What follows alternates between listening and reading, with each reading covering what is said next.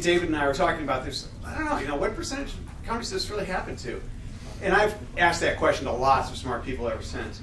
And the people have been, around startups for a long time.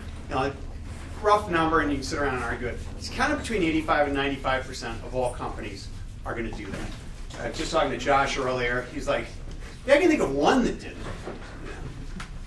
Josh has seen a lot of companies, right? I think he's, invested in 400 or something crazy. So, or 400 even here right now. So, those are the kind of odds you're dealing with. So, the problem is that, in my experience, every entrepreneur that's doing a startup thinks that, like, man, they got that plan, they got that idea, they got that program, and that's we're just going to go off and build that thing, and and what's the graph going to look like? Hey, we're starting here, baby, and it's actually we get a little hockey stick up here. That's when it really gets fun, right? And no, it does not work like that. The actual curve goes like this. Okay? And what's that look like? That is the J curve. Okay? This is where companies are made or not made. I call this the long cold winter. Right? This is where startups go to die. It's the valley of death, the long cold winter. Call it what you will, but that's where companies are really kind of made or carried out. And then as I thought about this concept further, and we have a CEO conference once a year where we bring sort of 12 to 15 of the most important CEOs to us. My partner David and I, in other words, we have the largest investment, they're worth the most to us, or we like the people, or whatever it is. And then David says, "Well, you got to give a talk this year." And I'm like, "Oh God, I'm going to talk." So I said, "Well, how am I going to talk about this J curve?" So anyway, I put together the talk, and like the CEOs who were all, in many cases, serial entrepreneurs, they're like, "Yep, that's pretty much how it happens." And so I was surprised at the really positive feedback I got from it. And then the next year, I gave a talk about just one of the segments of the J curve, and I'll go through and show you the various segments. And just drilled into that one, and everyone's like, "Yep, that's pretty much what we need to do, and that's the way it happens, and everything else." So, actually, Byron had written a book.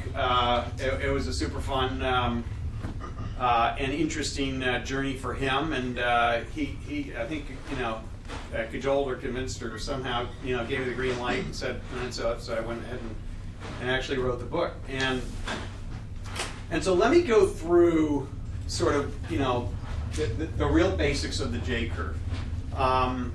The J curve it's a map.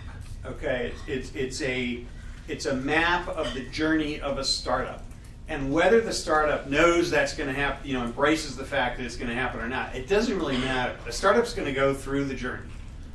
Not exactly the same as the next startup, and everyone's going to be a little special, but in the end, this is a map that people are going to go through, and there's a proper way to do it.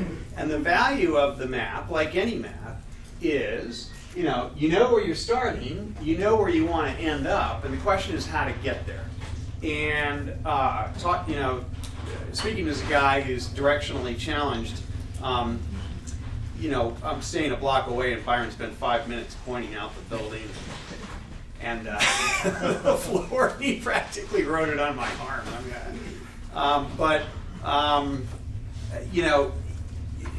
The value of a map is, you can get there, and you can go from A to B, and you know what to expect, and you know what the signposts are along the way, and you can tell, am I on track, or am I off track, and you can tell, how to get back on the track and stuff like that. It gives you context and perspective also, so that when the tough things do happen, and you're, in sort of one of those oh shit moments, you can say, well, this is what everyone goes through, and it's okay, and there are ways to overcome the challenges that are most likely to happen.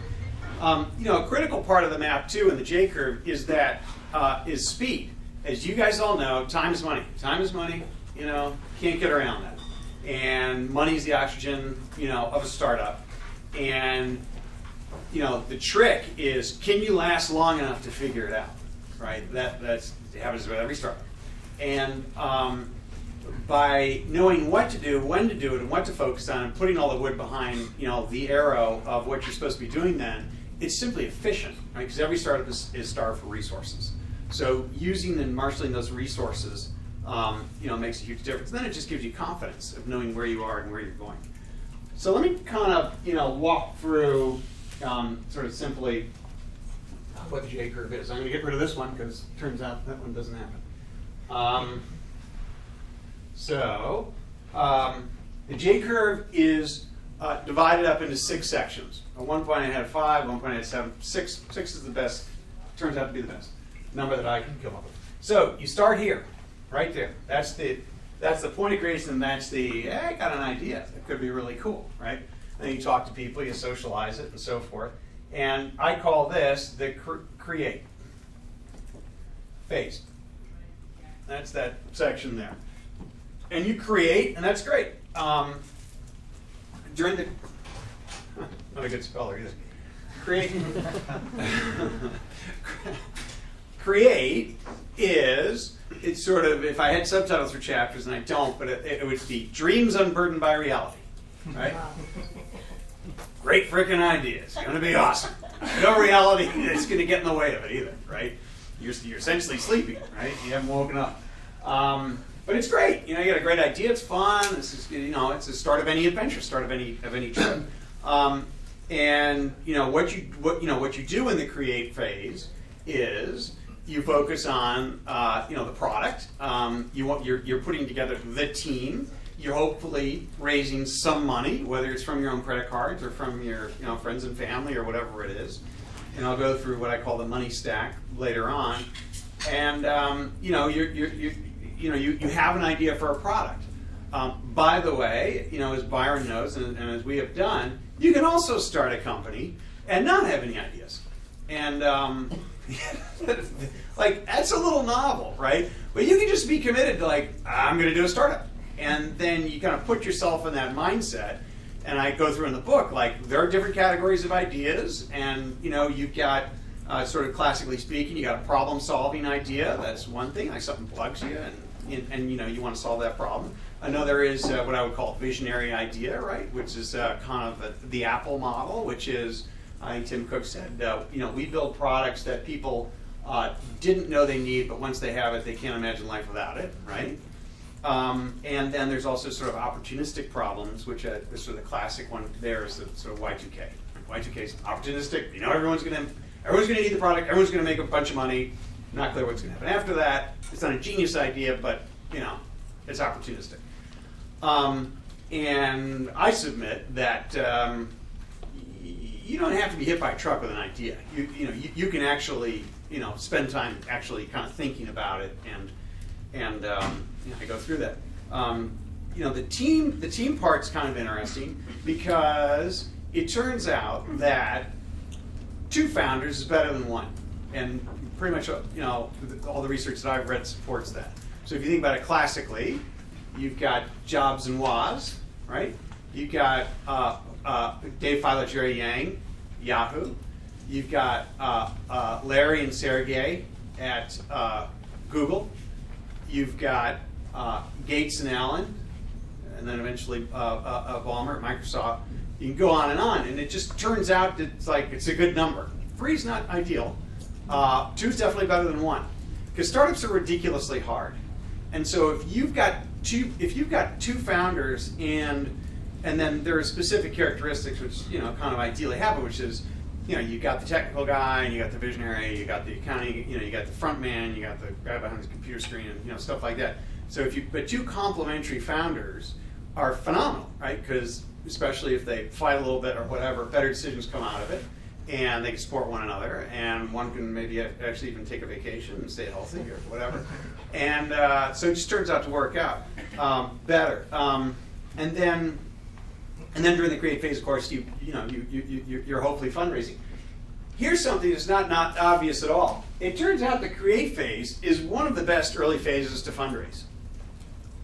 And I don't think that's obvious. It hadn't been to me. You'd think like, well, I built a product, maybe I get some customers, and then it'll be a great time to fundraise. Well, it turns out nothing destroys a good story like data. Once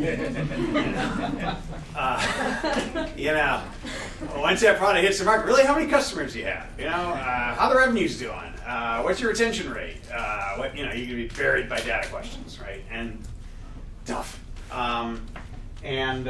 So it's not obvious, but it just turns out that Create is a wonderful place to raise money. And then, of course, after you create, you hopefully release.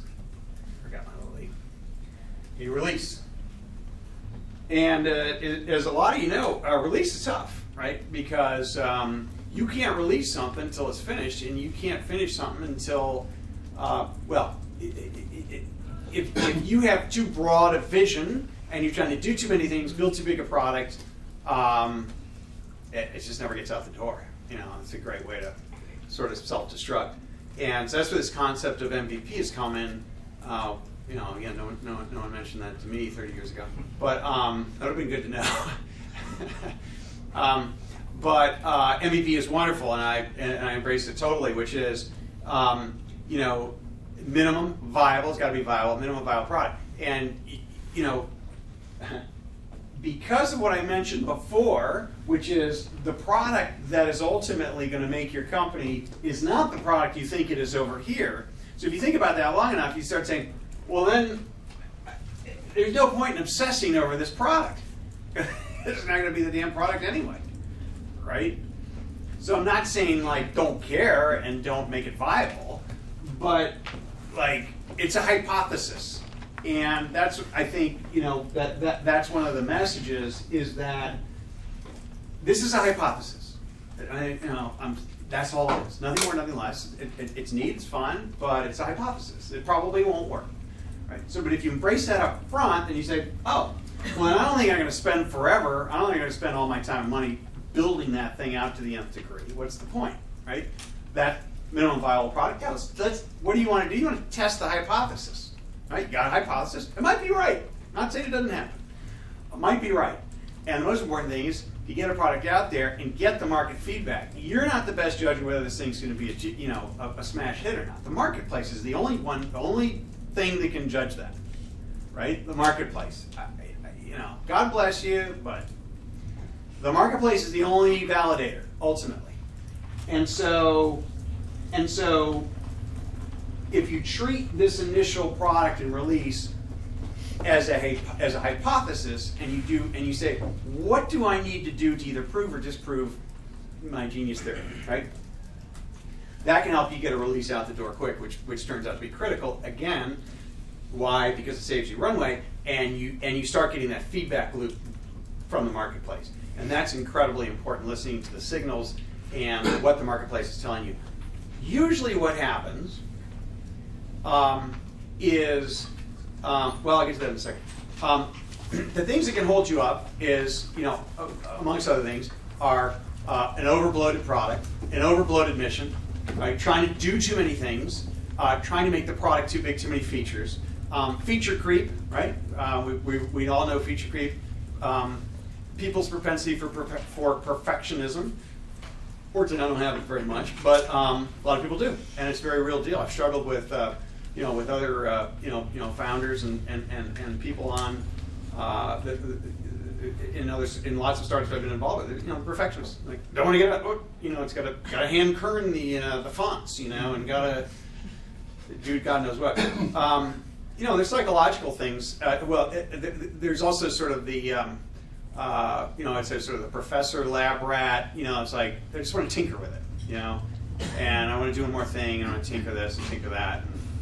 And then there's psychological issues too, I think, which a lot of founders struggle with, which is, well, shit, once I get this thing out there, if it doesn't work, that's going to be terribly embarrassing. Right?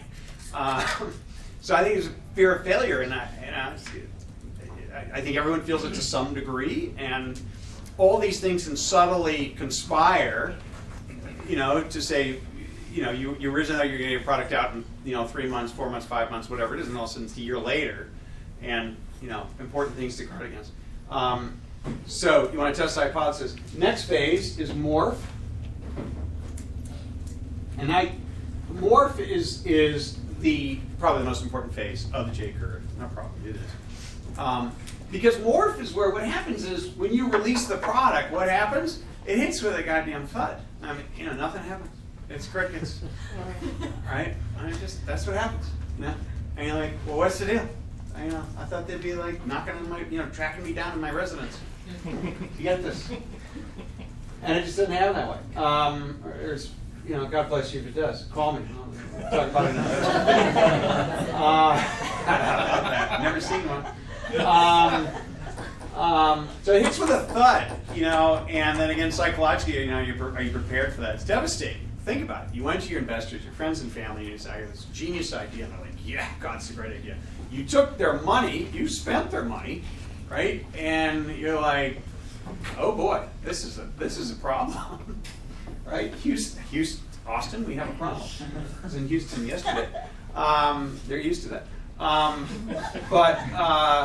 So morph is everything that happens after you have that, holy crap moment where you realize it's turkey, right?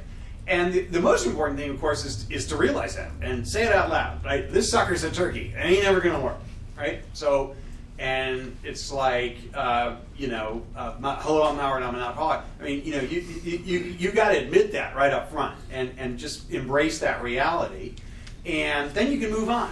And that's kind of the point of the book. It's like, don't get freaked out. Whatever, it's happened to everyone, and it's part of the process.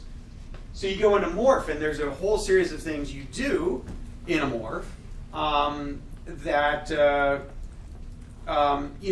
gets you. The trick is obviously to get to the product that people are going to love. You're never going to have a business if you don't make a product people love, and that's just kind of the basics. And so you need to get to a point where you have a product that people love. And I the sort of corollary to that is, what are you looking for in terms of massive customer adoption? Right? You just want customers piling in, telling people about it, writing about it, tweeting about it, whatever they want to do about it. It's all about your product, and they love it, and they're bugging you for updates and all of this stuff. That's what you're looking for. And usually what happens once you get that initial product out, there's almost always, all is not lost. Like there's something. You were probably onto something, right? It's a glimmer of hope in one corner, maybe one small dark corner of the product. But actually there's somebody or some group of people that actually do care, and they're like, that was really cool. Wow, if it only did more of that, right? And so those are the kinds of signals you want to look for. You want to basically chuck everything else and do a hard swerve over to those things. Very hard swerve. I struggled for a little while when I was writing the book, and it's like, what word do I use for that? And obviously, some of the words are, it's an iteration. Well, no, this is not an iteration. An iteration is a tweak, and it's like another, it's an update or whatever. And I almost used the word pivot because it is a pivot of sorts. But I guess just as an aside, my own view is pivot has become a trendy, overused word that means like literally something different to everyone. And suddenly everything's a pivot. All right, pivoted over here, and we pivoted over there, and that's a pivot, and of course we're pivoting. And I have no idea what that means. And it could mean literally anything from I changed the colors on the background screen to we had a football app and now we have we're building a library. So I just wanted to pick a new word and sort of invest it with the meaning that I'm thinking about, which is a morph. A morph is something that when you go through a series of changes, when you're done, it looks nothing like what you started with. It's kind of a Star Trek thing, right? Morph or. You started here, you ended up here, this looks nothing like that. And that's the kind of substantial thing I'm talking about. And I didn't want a word that says, well, I started with here and I ended up with here plus that, or here plus a new red background screen. It's a very different thing, and that's what I'm suggesting you're going to go to. Not you're going to go to, but that's what I'm suggesting that that that's what needs to happen, and often does happen in successful startups. Usually does happen in successful startups. So that's the Morph. I have a question for you. Yeah. Is it always the product that morphs, or is it sometimes the business model? Getting to that, and that, by the way, that's a great question. Because sometimes the product works. I'm getting to the, Okay, sorry. Go ahead. You are so on cue, and this guy's not a plant. He's a plant, okay, just to be clear. He's a plant, he's not a plant. Guess what's next? Model, okay? And, so if you look at it, it's kind of interesting. By the way, I always say the model should go there, right? So this is about the proper dimensions of the curve as the create technically starts there. My suggestion, my belief is that you only focus and concern yourself with the business model at this point, okay? Do not concern yourself with the business model here. I think a lot of people do, and I think it's a complete waste of time. Because again, here, what I'm suggesting is you don't know what the product is. So why are you spending time on the model? It's irrelevant. Who cares? You don't know what the product is. Don't worry about it here. It's everything you do to get the product out. Don't worry about it here. This is the hardest phase of the thing. Worry about it here. Like, get a product people love. It's very rare. It actually happened to me once, but it's incredibly rare that a startup company creates a phenomenal product. They have massive customer adoption. People love the product. Can't make any money. Never. I wish I could say I've never seen it. I've seen it once. It just happened to me. I just lost my shirt on it. But that it's very rare and it's irrelevant. Why worry about the model before you know what the product is, right? So it doesn't make any sense. And the point of the J curve and the segments is these are sequential, right? You don't jump around, right? And that allows you to put all the wood behind one arrow. Startups are hard enough. If you focus on the task at hand, that's really all that matters. The model, right? You may have had a hypothesis, and it's okay to have a hypothesis and give it about 30 seconds thought. In these other phases, whatever. Have a coffee, have a beer. But here, yeah, it's gonna change. That's my whole point. Or you may have to go through 2 or 3 morphs within the business model, right? You may start off here and say, yeah, I have a digital publishing company, and now we're going to do advertising, right? Okay. Try advertising. Nope, that's not going to work. Everyone's using ad block, so we're going to do a subscription, right? So you just morph the model, and that's okay. And you may have to go through 2 or 3 or 4 or 5 iterations to land upon the right model. Speaking of iterations, in the morph, I get this question, well, how many times do you morph? I don't know, as many times as you need to is the answer, but, 2 of the minimum, and it's usually more like 3, 4, 5. And in a company that Byron and I did together, Byron was doing all the hard work, we came up with 50 different products, 5-0. So that was a 50 morph company. He's particularly gifted at it.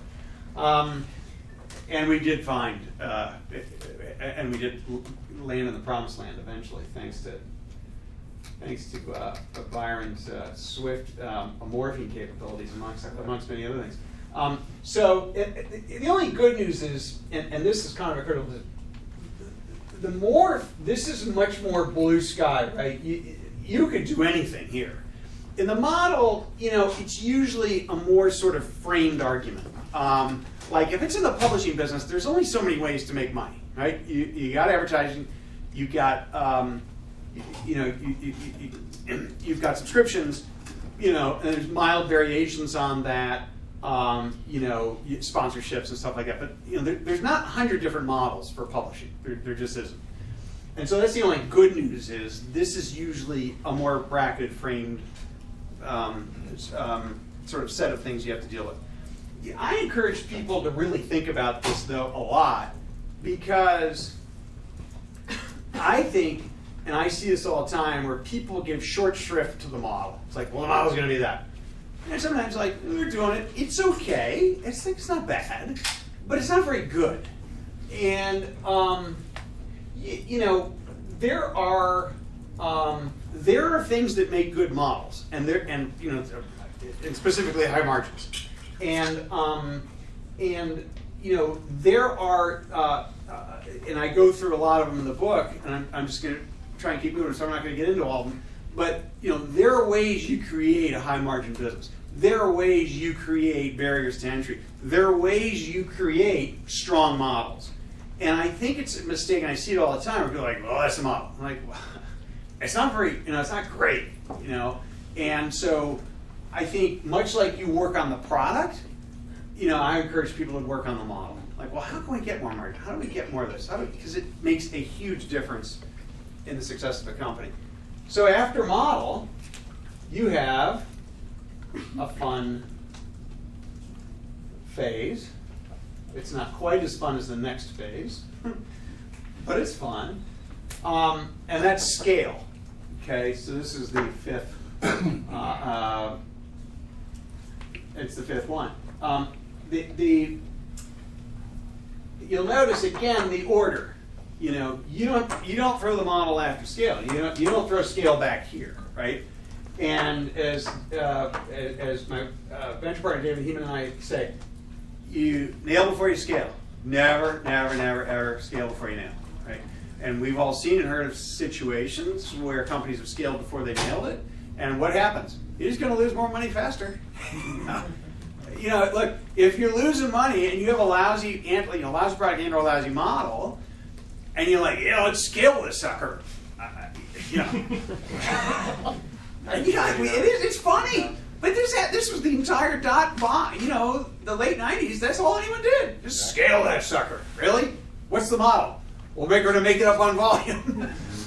But you're losing on every unit. So do you really want more volume? Because doesn't that mean you're just going to lose more money? Well, anyway. Yes, so we all know how that played out. But, it is humorous, but it happens all the time. I still see it.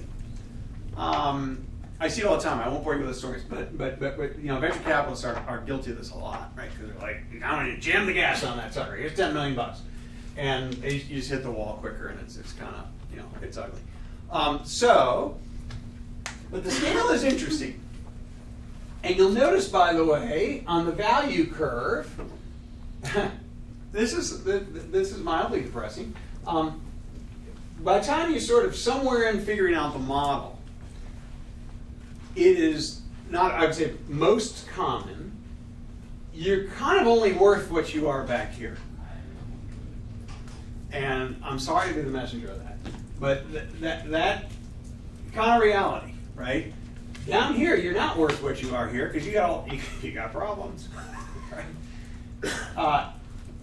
You kind of get back to ground zero somewhere in the model phase typically, and it can happen down here at Morph, but it can't happen before you find final love here. So the earliest is there, and more likely it's I kind of eyeball it in here. I say that not to depress you though. Here's why I say it, because your primary value creation, right, for all this frickin' hard work you've been doing, and I know how hard it is, and Byron knows how hard it is. Your value creation is from this point here. Okay? It is not any of that, really. This is where you make money. This is where you get rich. This is where you are going to make your mark on the world, right? Because nobody cares here. You don't have a product. It's not out. It's not doing. You're not saving the world. Here is where you do all that, right? And what I've seen dozens of times, is this is so hard, right? It is crossing the Sierra Desert with a half a hot Coke. It ain't fun. It's hard, right? And what happens in here is very interesting. You have competitors in your space. Everyone's got competitors. And somewhere around here that you start nailing the product and you start, scaling up your users and people are buzzing and talking about how much they love your product, and then, oh shit, they figured out a freaking model. I think those guys might even be making money. The industry insiders, they actually know what's going on. They really don't give a damn about you in here. But they do here. And what often will happen is an offer for the company will emerge in here. And the greatest crime in the startup world, in my opinion, is when I see people take that offer, right? And they may make $1 million, a couple $1 million bucks, whatever it is. But a year or two later, they're not going to have any of it. It's going to all be gone. The tax man's going to take half. Your spouse is going to spend the other half. And you're going to go to Vegas and lose another half of that. And then you're going to be sitting there in 2 years like, holy shit, I got $100,000 in the bank. I got my kids, and I'm not sure I can pay for their education anymore. And you're like, I think I got to get a job. Yeah. And my point is if you've gone through the years and years of hard work here, and you were the one who figured it out, for God's sakes, man, ride that sucker. So this is my own little personal pet peeve. Just because I want to see you guys make a bunch of money at this, and whether you call it I want to make a bunch of money or I want to impact the world, you've done neither here, right? And so this is kind of the fun part. The scale. So the scale, I'm sure everyone's sitting there saying, the scale's going to be fun. The scale's hard, actually, because the challenge with scale is that you kind of need different people. What happens here is you need sort of generalists who can do lots of things, because you actually don't want a lot of people in here. So you need people who can wear lots of hats, do lots of things. They're creative, they're fun. You're having beers. You're shooting the shit. I mean, this is fun, right? It's the battle, right? And these are the guys who are in your foxhole and everything, and you come up here and you start realizing, like, these guys are fucking disasters because you're sitting there saying, we gotta run a real accounting operation, right? Because I don't know what happened on the last $500,000. And you're like, we got to have a sales operation, and we actually have to have sales, a unified sales message, and we have to actually have customer support. I'm the freaking CEO. I can't be dealing with the freaking customers anymore because I got 20 other problems, right? I can't be answering and saying, did you plug your computer in? And we need a customer support department, and I don't think it's me. And the person you want for those roles to run your accounting department, to run your customer support, to run your sales, everything, they're trained professionals, right? These guys have impressive resumes. They went to impressive sounding schools. They work for impressive sounding companies. Like, your sales guy comes from Oracle, and your accounting guy comes from Arthur Andersen, and your customer support person comes from one of the big support organizations, ran support at AT&T, and they've got impressive resumes. And by the way, they only do one thing. They're just really, really good at it. They're siloed, trained professionals, right? These guys are a disaster in here, right? And these guys are a disaster over here, right? So that's a little tricky, right? So this is where people start saying, dude, man, totally losing our soul.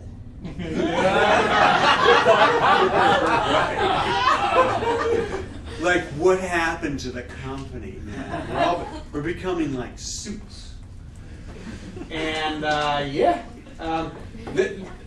but you don't have to lose. I submit that you do not lose the soul, but you need everyone to understand that the guys who are here, I'm not suggesting you throw them out the door. I'm suggesting you say, look, each of you folks better pick one area, and that's the only thing I want you doing. And sorry, that's the way it is, right? But you're in this silo. You can pick any silo you want. By the way, you better be good at it, right? Because we start talking silo, trained professionals, I can buy a lot of those guys, right?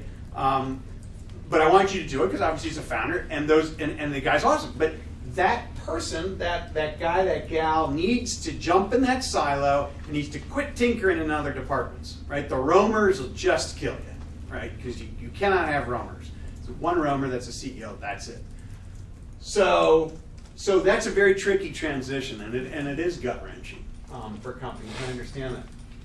So the final, this is where the fun actually does start. This is harvest. And this is indeed Joyville. It really is where all the fun happens.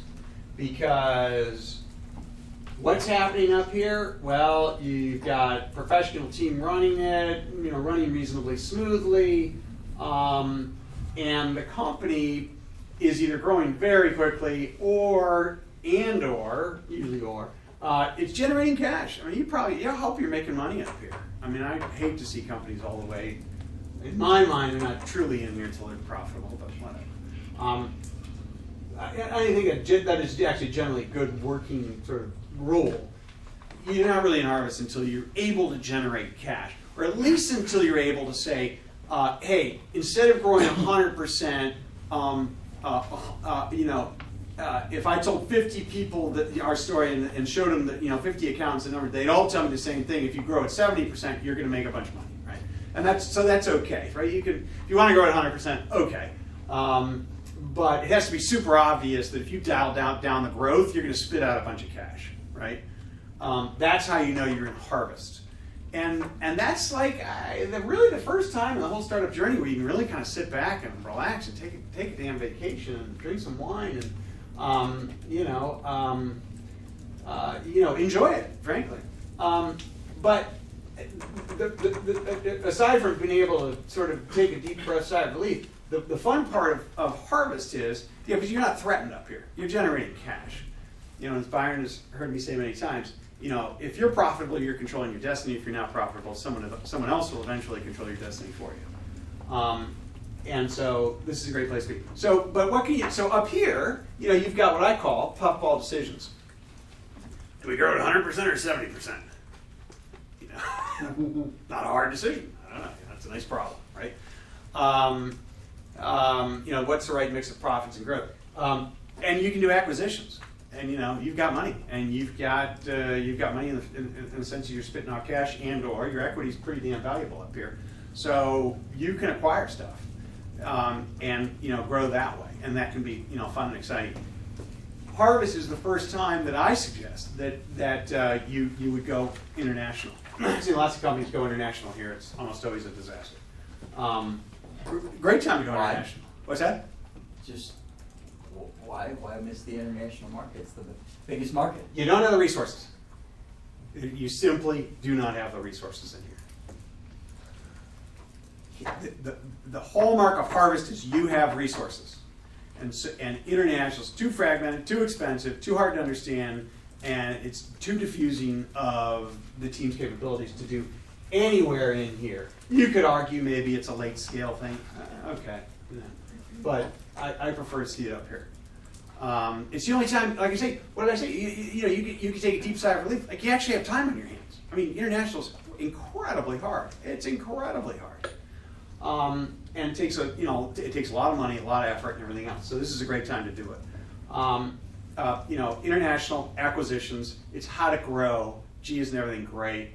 How much money do we want to make today? How much money do we want to pay out? Right? Do we want to pay dividends? Do we want to distribute cash out to shareholders? Do we want to do an IPO? Great time to do an IPO. And yes, if you like, has it been really fun? Whatever. And sell the company. Okay, that's fine. I'm okay with that. You're going to get a bunch of value up here. You're going to get full boat, right? No one's going to grind you down because you're like, I don't know, we're making money. We don't really have to do anything with you, right? No, this is a great time to sell the company, but not until, I would argue, not until you're up here. That is that's the J curve. And where are we, Byron? Yeah, I think the 45-minute buzzer's up.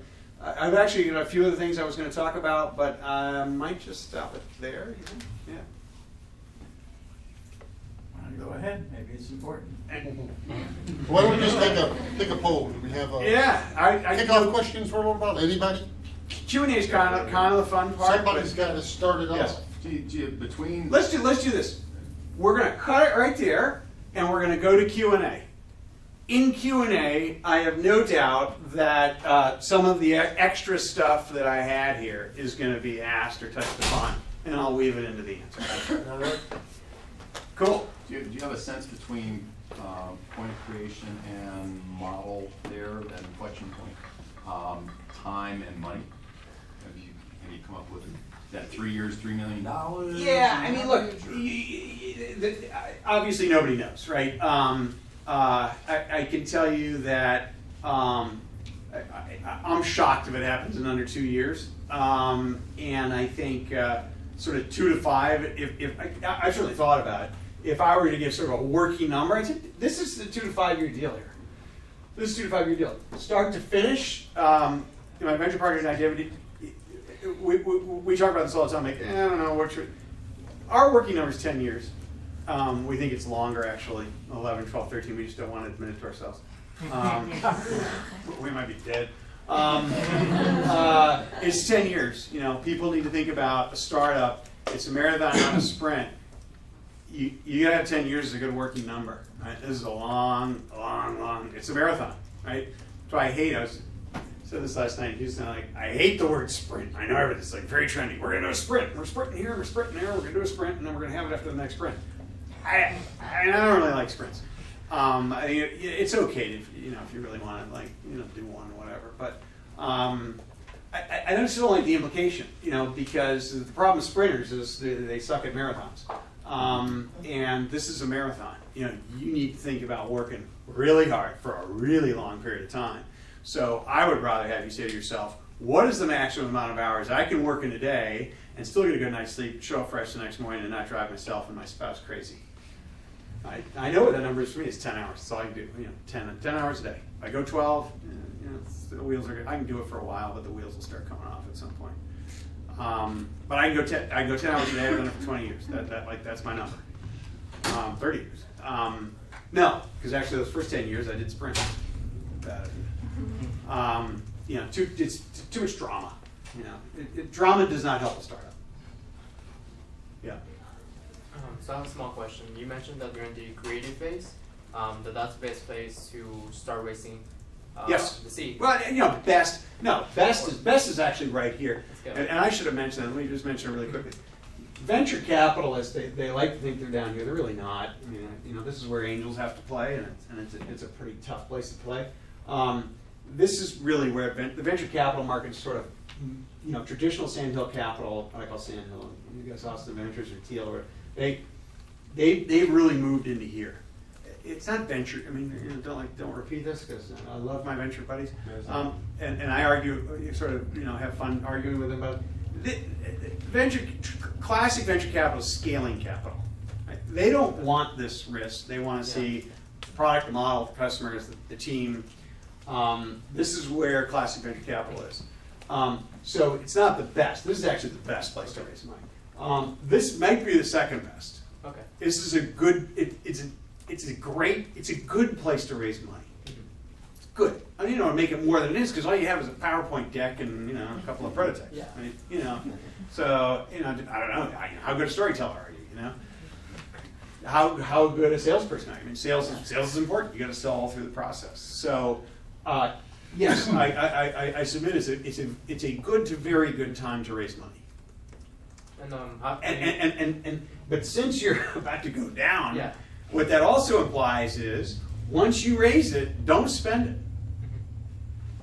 Don't spend it. I think people raise money here, and because they've got this incorrect model here, they figure I raise money here at my 2 million pre, but boy, once we have product, we're at 3, and once we have release, we're at 4, and once we have Morph model, once we have our this model actually doesn't even consider a Morph. But I think this is what people are thinking, right? I'm sprinting to the next milestone. Why? Because my valuation's going up. It'll be great. And I just don't see it. And I see. Here's what I do see. I see a lot of founders, kind of a little distraught. They're like, why don't we get a step up? Yeah. So I think that, to me, the smart thing to do is raise money here, don't spend it. Until you have kind of figured out your product Yeah. and stuff like that. And if you want to start spending money in here, you know, to build out your team and you know getting confident about your model, so that's fine because these guys might want to see some of that stuff, and so that's fine. This is a hard place to raise money. I mean, I don't lie to you, it's a struggle. And I hate to see people have this model. They raise their money, they blow through it, and they think they're going to be there, but they're actually down here, and they can't. You know, no one's returning the calls. Do you think a lot of them are destroyed simply by the fact that they do raise a lot of money and then they no longer are hungry or have incentive to actually do anything? They can Yeah. just pretty much go forever on the money they got. Well, I'm impressed you asked that question actually because it's very non-obvious, right? I think you know any entrepreneur you ask like how much money you want to raise, as much as possible. I want to raise a bunch of money, right? And they look at the next guy raise money, you know, with a competitor or whatever, and like. You know, like shit, I only raised 750 grand, and that guy just raised 5 million. I got a problem. And so the non-obvious answer is too much money is a big problem because people feel, if they raise a bunch of money here or wherever, they feel imperative to spend it. In fact, the investors are fine with it; they kind of expect it to spend it. But again, spending money prior to having the product figured out and having the model figured out, you just means you lose it quicker. And it's even worse than that because not having money imposes severe discipline. Right? At any given time, I understand this. At any given time, you get 20 things you could do, right? And the problem is, if you have the money, you might try and do them, which is an incredibly bad idea, and it will delay the whole thing. Actually, all non-obvious. It delays everything. And it's a problem. Money engenders a lack of discipline. And a lack of discipline and a lack of, focusing on the priorities and a lack of just focusing on what you got to do with a relatively small team, very problematic. And I would submit, and my venture capital buddies, they admit that money has probably killed at least as many companies as lack of money, right? There's a great quote, some wonderful, Paul Graham has written some wonderful essays, and it was either him or his partner who said more companies die by I forget what it is, but rather than asphyxiation. In other words, they just die. By suicide. I mean, they kill themselves. Well, I was talking to Asphyxiation implying I ran out of oxygen and I ran out of money. Very loosely, the quote is, more companies die by suicide than by asphyxiation. And I subscribe to that. I think that's true. I'm saying I'm not even a venture capital, but I was talking to a group of international venture capitalists, and they said almost nothing they invest in makes money. Almost every single thing they invest in loses money, and almost the only things venture capital has ever made money in is a few big names like Google and Yahoo and Facebook and stuff like that. Yeah, I mean that touches on a whole nother discussion. I'm not necessarily going to go into that, but there are lots of very interesting studies available on the internet, white papers and others that talk about the distribution of venture capital returns, and I've had lots and lots of discussions with guys I know in the industry about that, and I think everyone understands that. Well, let me actually just spend a half a minute talking about that. I don't want to get too distracted on it because that's really a separate discussion, but it's mildly related here. Venture capitalists have a very specific business model, right? A classic venture capital firm, they raise $100 million.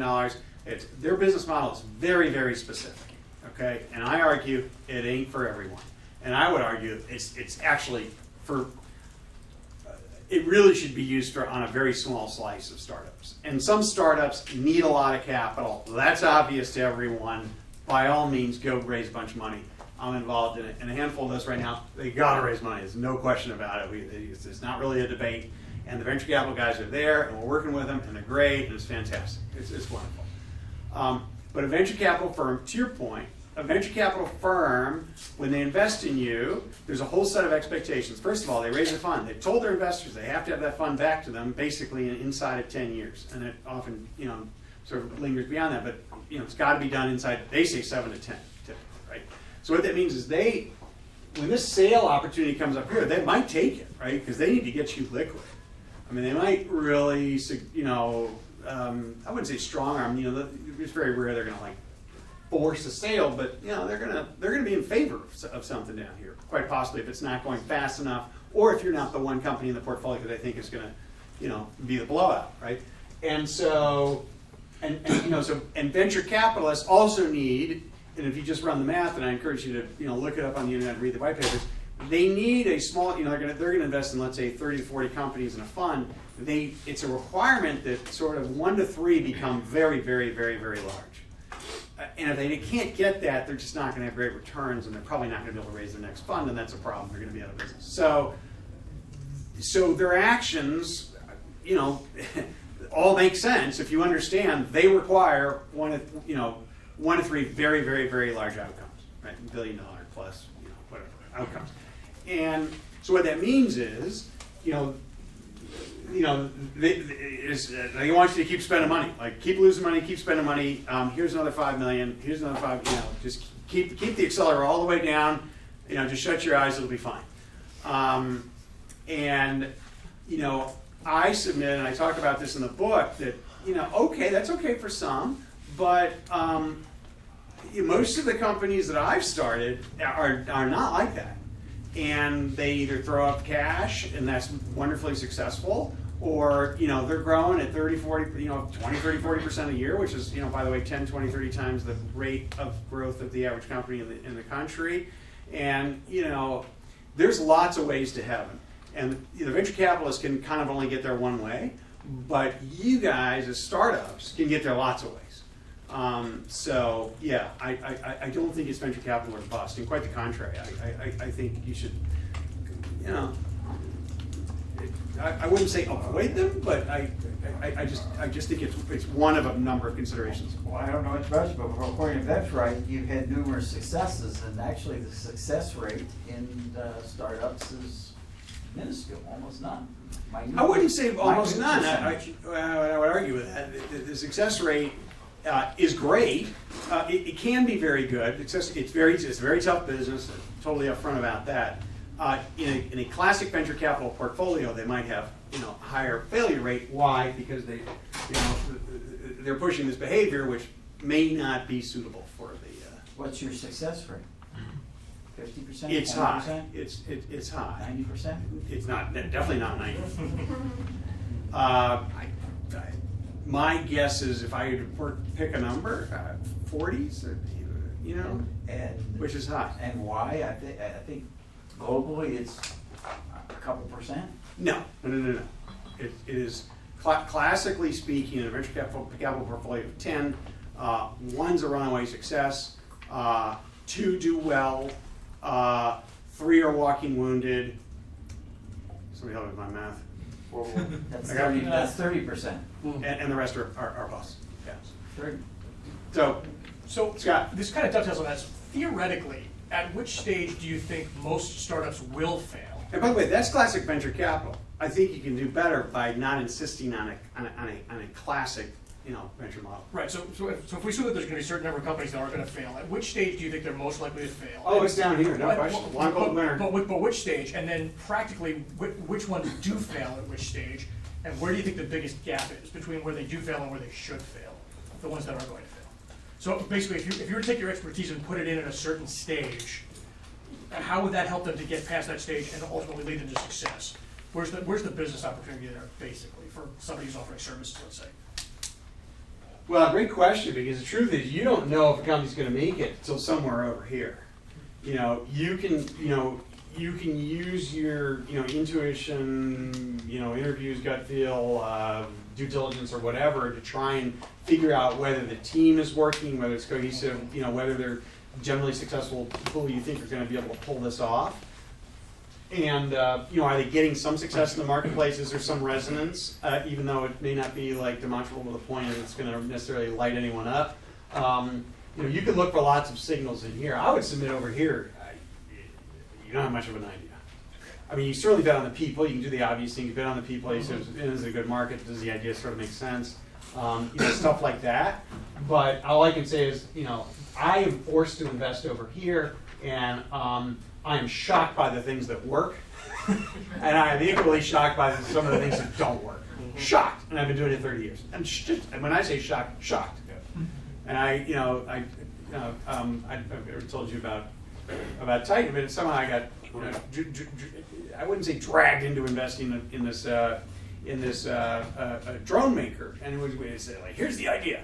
And it was a good buddy of mine who brought me into it, and I felt, he's a great guy, and I felt like kind of mildly obligated because he'd invested in a bunch of my deals, and he's like, okay, come down here to the pitch. So I go down to the pitch. The pitch is, here's what we're going to do. We're going to build a drone. We're going to put it up at 60,000 feet. It's going to stay up there pretty much forever because it's going to be solar powered. And I'm like, really? What are you going to do? He's like, I don't know. That was the pitch. That was the pitch, by the way.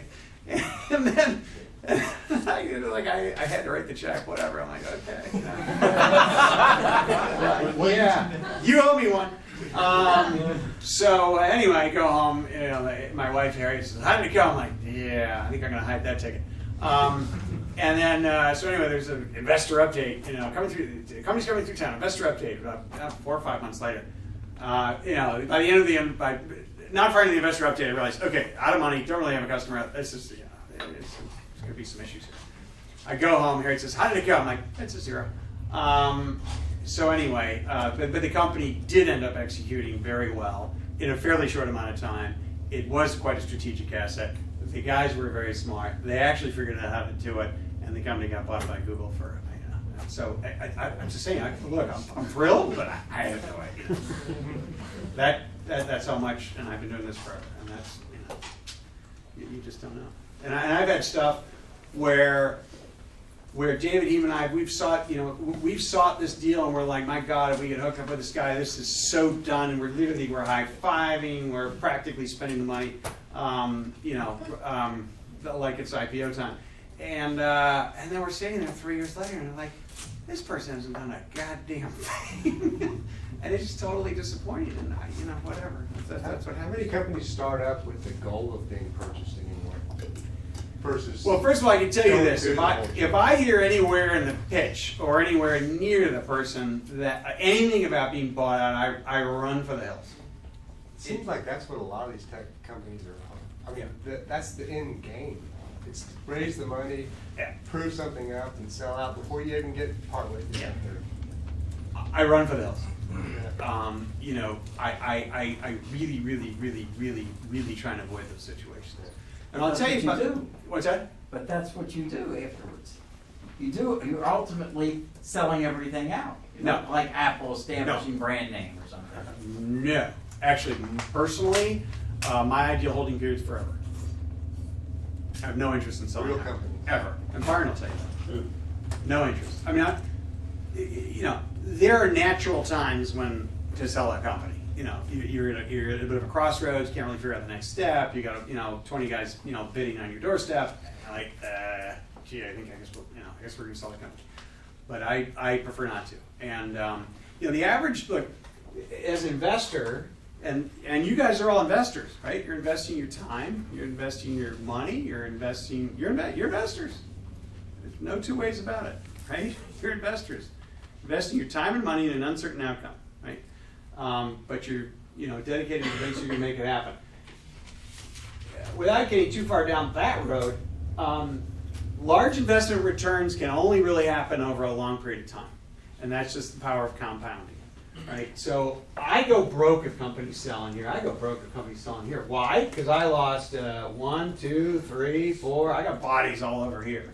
So if the successes bail early and I can't hang on, right, for years, the numbers don't work. There's just no way to make the numbers work. And maybe you got buried down here, but if you buy the book, you won't. That's probably a slight overstatement. It'll be easier. And if you make it out here, quite the contrary, what I'm advocating is hold on for a very long time. The average holding period of the Forbes, billionaires list is, I'm going to throw out a few numbers and people raise their hands. 5 years. Who thinks it's 5 years? Who thinks it's 10 years? Who thinks it's 15? 15 years. 20? 25? 30? 35? You're all wrong so far. 40? Somewhere between 40 and 45 years. Average holding period of the Forbes billionaire list.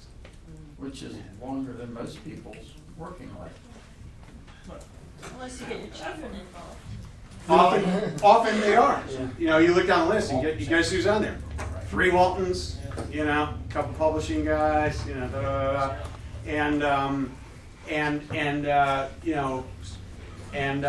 who, by the way, who's at the top of the list? Bill Gates. How long has he held on for? How long has that gig been going on? When did Microsoft start, Byron? 78. It was 78. Yeah. So he's almost as old as most of the people on the list in terms of his holding period. You know, Right, so he's been going on 40 years. Who's the number 1 or 2? Who's number 2 guy, depending on the year? Always the same guy.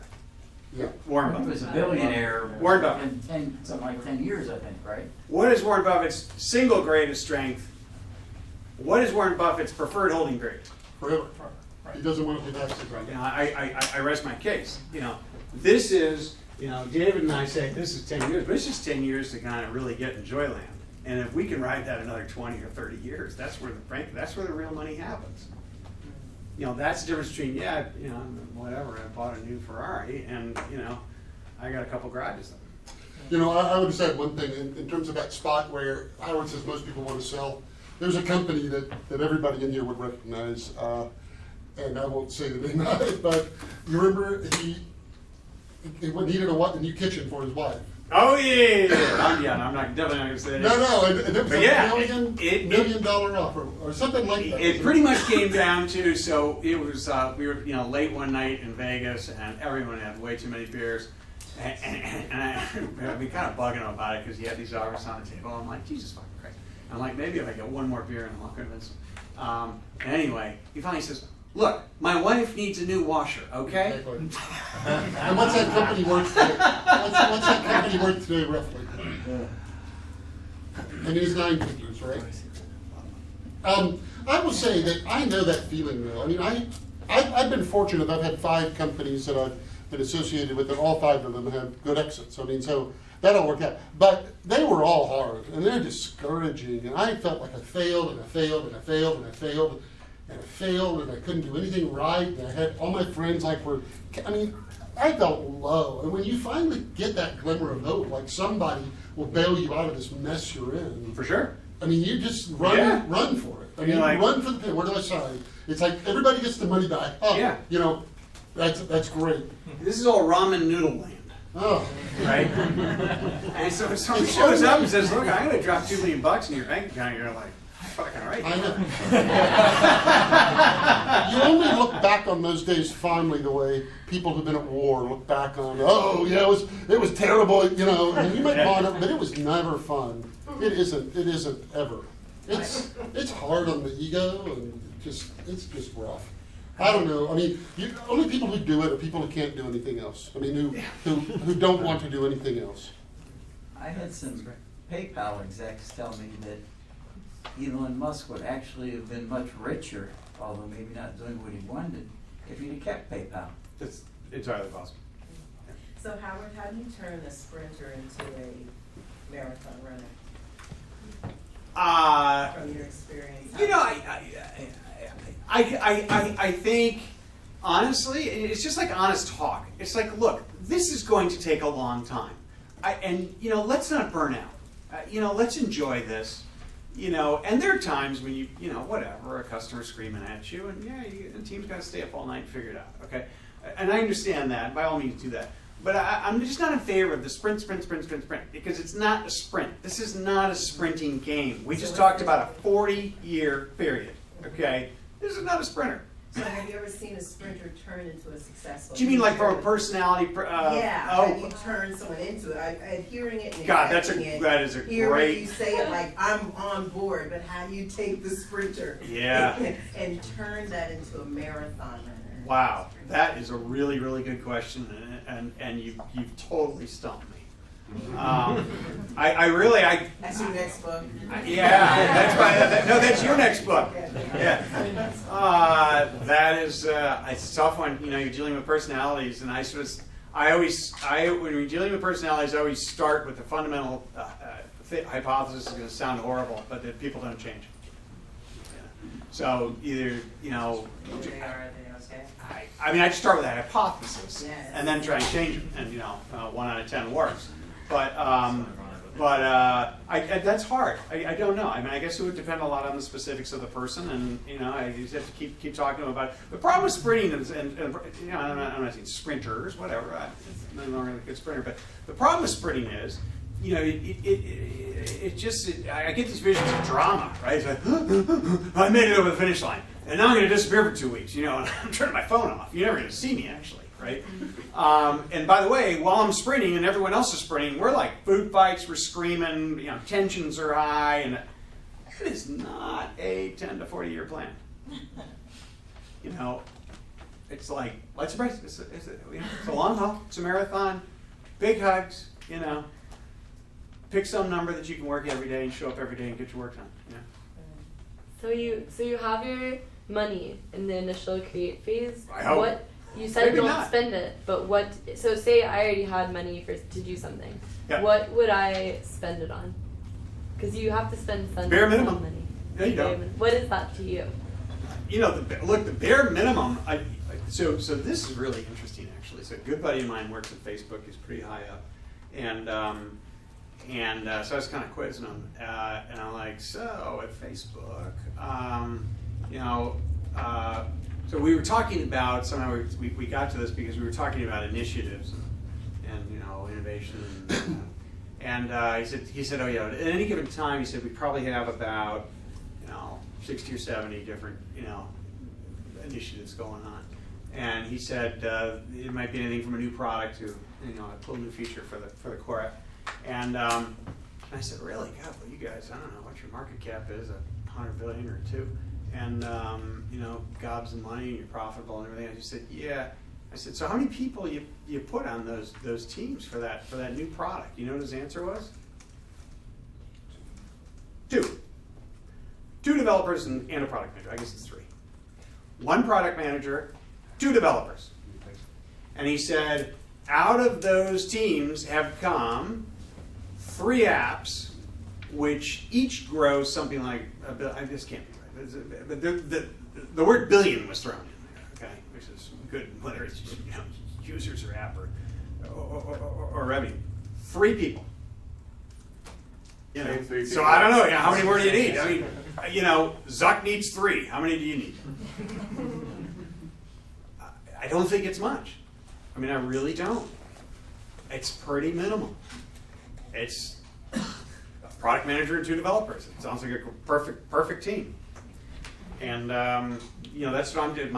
At my sort of day job, I have a digital publishing company. It's called Love to Know. We have a number of properties, and I'm reorganizing it right now. We're going to have a product manager, 2 developers, and then we'll have some support staff that shares. But we'll have an email person, we'll have a sysadmin person, but we'll just kind of do it for everyone. But I don't know. It's good enough for Zuck. It's good enough for me. Make cooks blow the cake. They really do. Yeah, they do. And they can't get shit done because same problem. Like too many people, too much money. Kind of the same problem, right? Suddenly you can do too many things. Isn't that the problem with Google now and all the big companies? Well, I would argue, for example, that definitely has killed any innovation whatsoever out of Microsoft. I just can't remember anything they've actually done in the last 20 years. Steve Jobs, of course, Apple's the exception, a large company doing wonderful innovation. Guess what? Very small teams. Very, very small teams. It was basically Steve, plus a product guy, plus a few developers. So for nonprofits, that's tricky because you have to have a board, and that disperses. Nonprofit boards are a disaster. Yeah. I've seen nonprofit boards, and I'm not. Scares you. I don't think I'm on one. Yeah, I just wouldn't go there. Well, nonprofit. I think we're not going to get in trouble here, but I think university boards, same thing. A lot of people on there. 20, 30 people, whatever they are. In part because they can write checks, in part it's, you know, I don't know what it is. The minimum is 3 in Texas. It's not huge, but it's still too big. It's still not too Yeah. So, before I forget, this does go on. I am going to do a shameless pitch because you might go, and I understand that. The book, I would say the price of education goes up substantially after college. For me, my best guess is I spent $3 million learning these lessons, mostly by the School of Hard Knocks and lots of mistakes, and that's probably a light number. It's yours for $30. It could be the single best trade you ever make. If you go to howardlove.com and buy it, pre-order it, there's 2 things. I will email you. Number 1, a code for that's worth $25 to Hotel Tonight. That if you download the app and if you're a new download, and I think you have to spend $130, something like that, you get $25 off. Hotel Tonight is something it's been a thrill to be associated with, and I'm on the board. And the guy Sam and the CEO Sam Shank's great guy. He's got a phenomenal team, and the company's killing it. It's a phenomenal app, and it's a great user experience. It's a fun thing to use. So $25 off, and then I'll email you the code, and I'll also email you what I call the perfect pitch deck, the J. Curve perfect pitch deck. So the perfect pitch deck is 17 perfect pitch deck slides. It's not about a specific company, but it's a template. So it tells you at the top of each slide, this is what this slide needs to do. This is what, and then the bullets are, this is what this slide needs to say. And if you go and you put your company and you fill it out, you will have a perfect pitch deck. And I've seen, thousands of imperfect pitch decks, and I hate them because they're kind of a waste of everyone's time. It was kind of loosely based off of a Sequoia model, and then I sent it around to all my venture capital buddies, and I said, look, just help me with this. Tell me exactly what you want to see, and it'll be perfect, because we can all use it, and we can send it out to entrepreneurs, and we'll get perfect pitches. So I'll email that to you. If all you have to do is take a screenshot or whatever of the receipt that you pre-ordered from Amazon, and I'll send the stuff off to you. So anyway, that's my little pitch. Back to questions. I have a question here. What is the ideal timeline based on your knowledge and your history for each phase leading up to scale? So like, let's say between create and release, what would be an ideal timeline to get that release out for a company that you create and release. The time between create and release, Yes. 2 days. That's ideal. That might be a day too long. Look, create by all means. You got to go through the initial pain of really figuring out what the product is, and I'm really advocating for spending actually a lot of brain power before you spend a lot of computing power and development power and time and money. Spend the time up front to really say, what's my hypothesis? And what is the minimum I need to do to prove that hypothesis? The absolute minimum. Do you know what it was for Groupon? For Groupon, they said they came up with the idea. Their other idea sucked. They came up with it. They're like, we got to do something here. We're running out of runway. And I think it was on a Word. They put up a WordPress site, and they're like, and they had the idea for the base idea for Groupon. WordPress site, put it up in under 2 days. It might have been 2 hours. I'd have to look. And they just said, if 50 people buy, you'll get $20 off or whatever else. And like they barely even had a deal. They just put it up. They got the and they got the orders, and then they went down and bought the pizzas, lost money, which is great, right? That model. But the point is, they proved the hypothesis, right? And it's 2 days. DoorDash actually started off as another idea. They were going to, I forget exactly what it was, but they were going to do restaurant, some sort of back end stuff to help restaurants. Don't quote me on that. But they went around, which I think was really smart. They went around. They talked to a bunch of restaurants, and they talked to enough potential customers. They realized nobody gave a damn, right? They didn't really care. But a bunch of them had mentioned the problem of finding delivery people, right? They could expand their business because they don't need more real estate. They just create the meals and sell them. And so they're like, okay, maybe we'll deliver meals Totally different. How long did it take them to put up that site once they kind of, got there because they had done the upfront work that I'm suggesting, as opposed to diving into development? This is what normally happens. Got an idea for a restaurant backend system? Great, let's go raise some money. And a year later, you're like, we have this amazing backend system. Then you go try and sell it to restaurants. You're like, oh, it turns out nobody cares. They just had the conversations. You didn't even need a product. How long did it take them to put up that first thing that says, they confiscated menus and they took pictures and they just put it up and it took a few hours and they had it up in under 2 days. And suddenly they started getting inundated by orders. You don't need the relationships with the restaurant. They just went and bought the food and delivered it. They just ordered the takeout, threw it in the car and took it up and delivered it. There's your product. Because it's not about making money or anything. You just, do you have something that anyone cares about? Well, they got inundated. Groupon got inundated, and guess what? The rest is history. I have a quick question. So, at what point in the J curve? By the way, disclaimer: I am live streaming. I did add your Twitter handle, so you'll get it. All right, cool. So I hope I didn't drop too many F-bombs. No. Really awkward. People Okay. from all over the world watching. So in any case, where in the J I'd have picked out a curve better shirt. do you find the most aha moments? Meaning, Sorry. this is where we've truly hit the nail on the head with our product. And I mean, is it synonymous to getting to the other side of the curve there, or it could have been at any point in the J curve? That aha meaning, you know what, Sure. we're on to something. We really nailed it, and we found our. Sure. Yeah. I mean, I think the two cases I just mentioned are kind of instructive. That they've done all this work up front, and they didn't run off and start developing stuff. So their aha moments came fairly early. Although maybe Groupon did dork around with their sort of, I'm going to save the world social strategy first. DoorDash did not, I think, spend too long. Most of the aha moments typically would happen right here in Morph, right? Because you're just trying stuff and most of it's not working. But if you stick with it long enough and you're keeping your sort of development cycle short and you're getting stuff out there, iterations or whatever they are, this is where the aha moments classically happen, where you're like, hey, I think we actually got something here. We're not screwed, right? This is where it happens in Morph. I mean, I think there are tricks, some of which I just mentioned, where you can pull this up here. Look, the whole trick to the J curve, and the only reason you buy the book is you just want to. I gotta play with the camera. Sorry, guys. No, look, the whole trick is to collapse it. Right? This is really painful, right? And it's just not fun.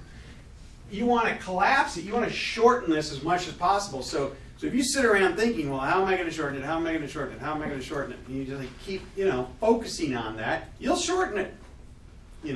On that point, for the 5 or 15% that don't experience the J curve, or according to Josh, less than 1. Less than 1? Yeah.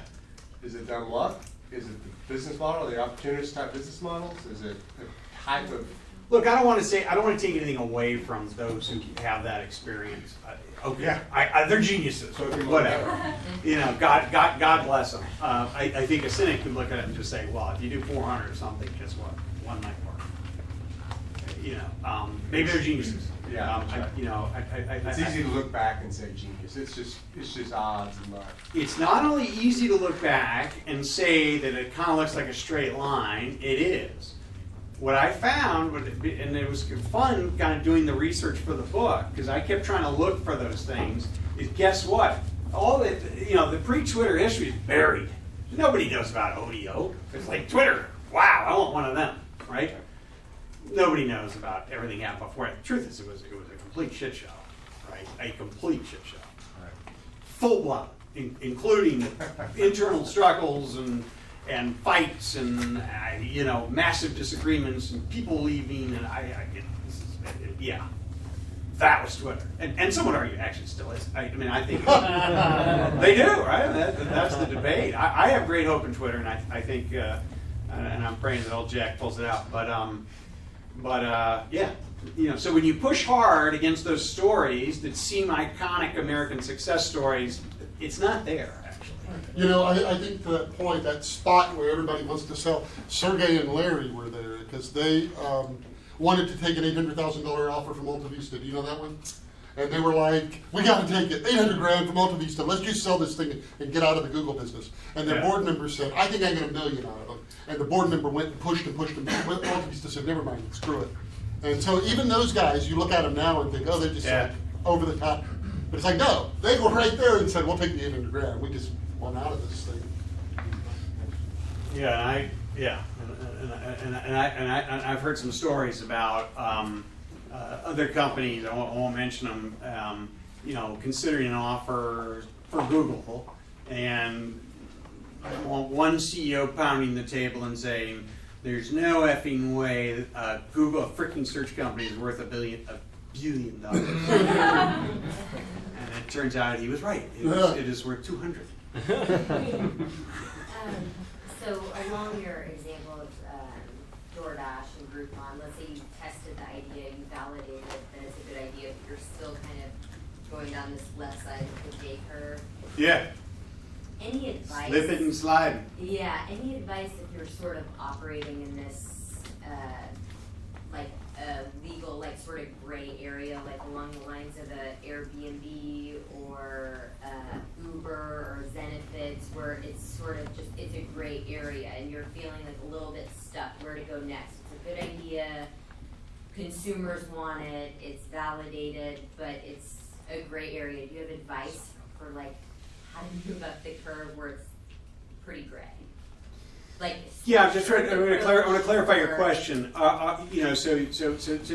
the startup has a product. The product is, let's just call it mildly controversial, right? And it's a little unclear as to whether the laws have a particular feeling on it one way or another, right? Or it's clear. Or it's clear. Or it's clear. It's sort of ask for permission or ask for forgiveness. If you ask for permission, it's probably fairly clear. So it's sort of the scorched earth approach, or sort of kind of go for it and ask for forgiveness, sort of like Airbnb or. Look, it's a great question. Well, first of all, look, if it's illegal, don't do it. Okay, you got that on tape. Good. Now turn that on for a second. No, look. Without getting into specifics, I do mean it. If it's illegal, don't do it. Okay, I actually do mean that. But I think what Uber and Airbnb and others have proven is that the world is operating a certain way, and in fact, it's recently proven in the town of Austin, right? That threw Uber out, right? So there's an established way that the world is currently working. Startups are really in the disruption business, fundamentally. I mean, it's hard to make big money with a startup unless you're kind of upsetting a few apple carts, right? This goes, Jesus upset a few tables apparently in the Money Changers thing, and it worked. The greatest branding exercise of all time. But he upset a lot of people, right? But guess what? He's kind of still around. So, those companies, I think, are great examples of significant disruptors. And the establishment is not going to like a disruptor coming in like that. And, they're like, I don't know, we're just offering ride services. Doesn't sound illegal. But the establishment conspired to shut them down and everything else. I think that to their credit, and I don't fault them at all, they should just keep sprinting. If eventually the town of Austin wants to throw them out or something, I guess it's their loss or whatever it is.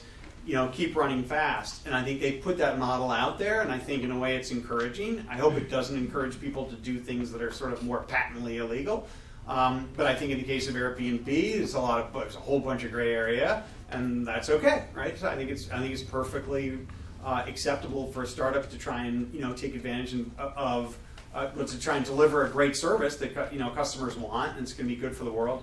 And in many cases, since startups are pushing, technology and making use of the latest technology, the truth of the matter is the law just might be unclear. It's like it just doesn't know what to do with that. It may catch up later, and it kind of is what it is. But what those companies have done is they've realized that they're fundamentally in a PR battle. I remember I was in New York City while there was a big Uber blow-up controversy, and Uber was gonna in New York City was gonna come down pretty hard, and obviously you can imagine taxi cab unions and so forth is pretty strong in New York. I'm sitting in my hotel room.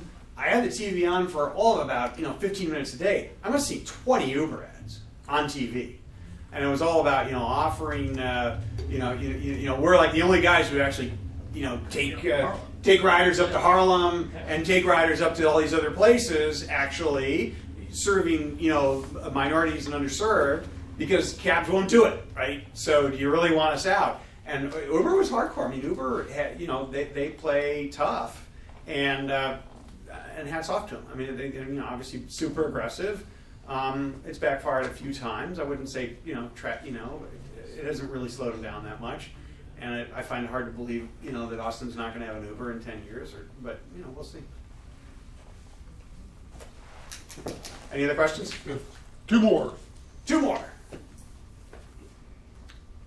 Are we good? All right. Can I ask another question? I was wondering for the release. I understand that execution is a really crucial part for the product, and for my application, software as a service. What's that? I'm sorry.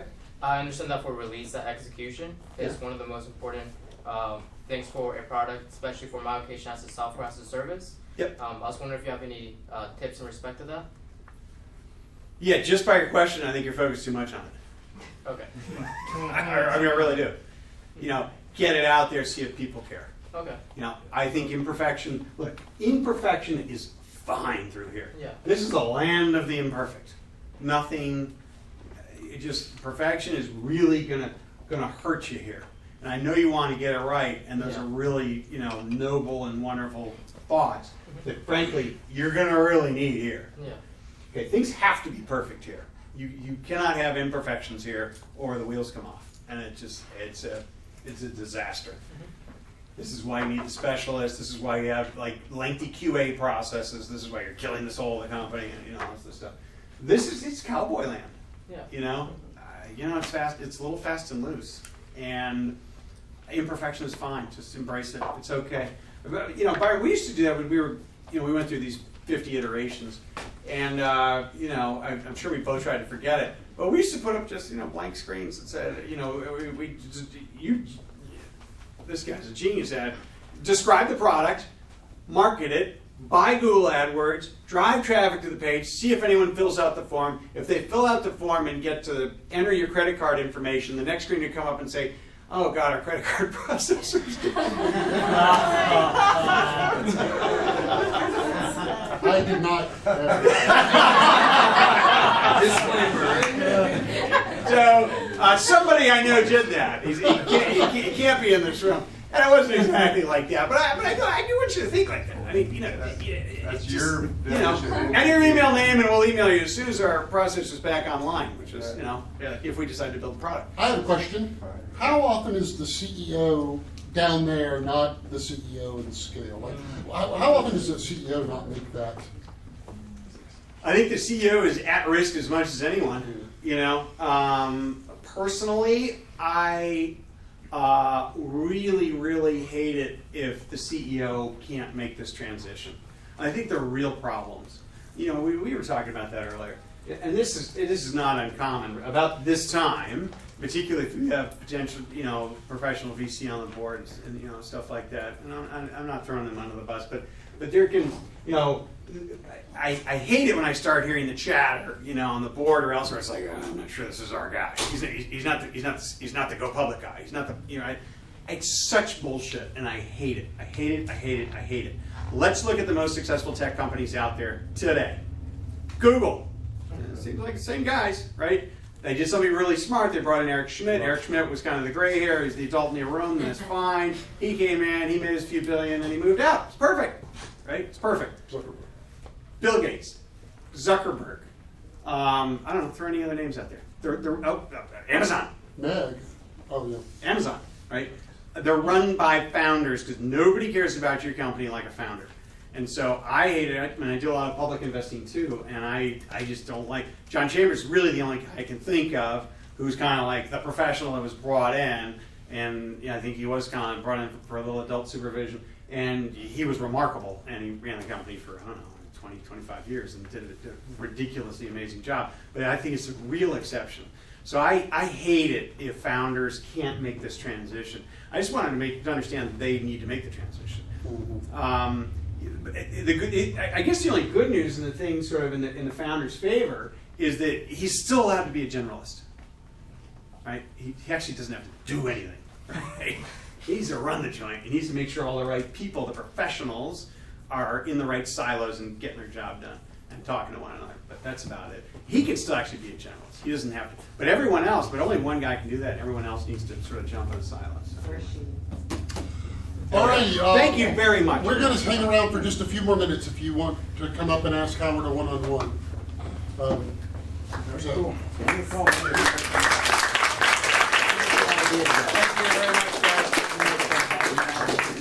I like that. I think that's brave. Is that pink or no? Really fun. Well,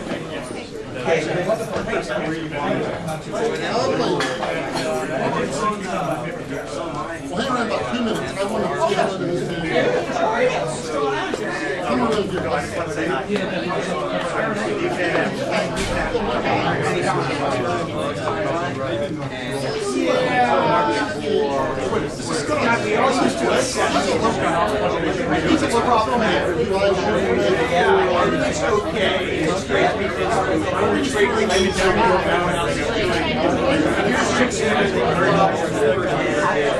If you say you're are y'all still thinking that then it's like you don't want to give it up. You're like feeling pressure to stay in front. I founded a nonprofit. Sorry, nonprofit.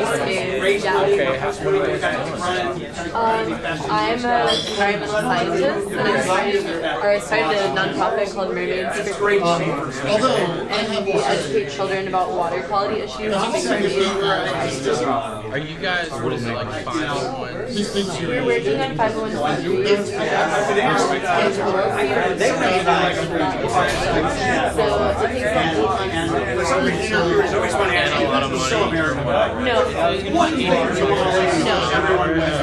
Well, yes, but we have that. We've already done our first fundraising. We have volunteers. I just need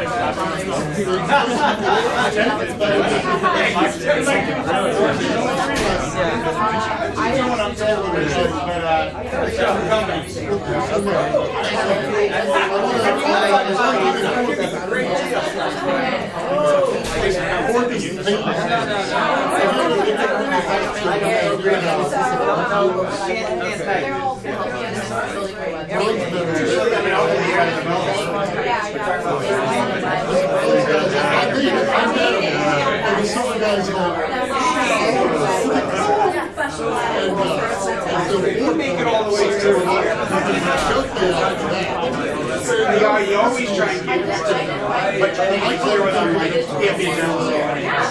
Pick an area, and that's your area, and I don't want to see you wandering off.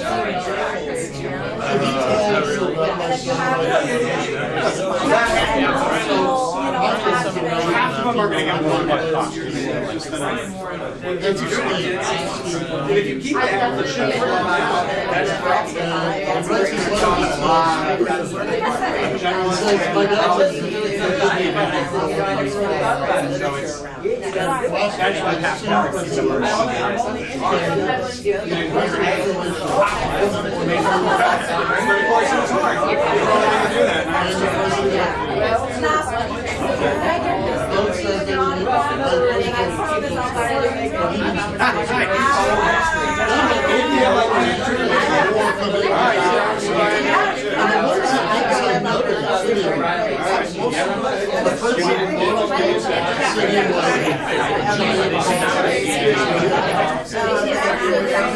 The family had a vision.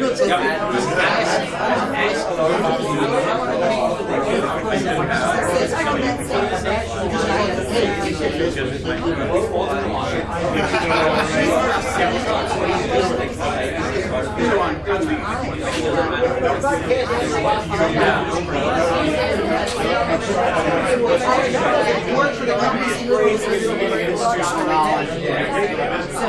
Don't work for a company, you're not burdened by all that knowledge. Yeah, that's true.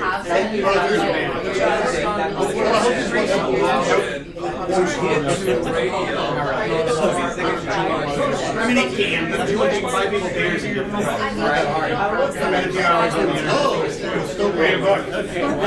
World's famous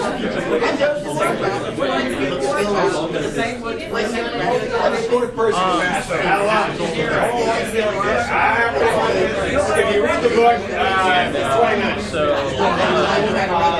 I changed it 5 years, but I could read Depends how stubborn and big at it. If you're stubborn and big at it, it takes a long time. Read the book real quick. Hopefully it'll be short.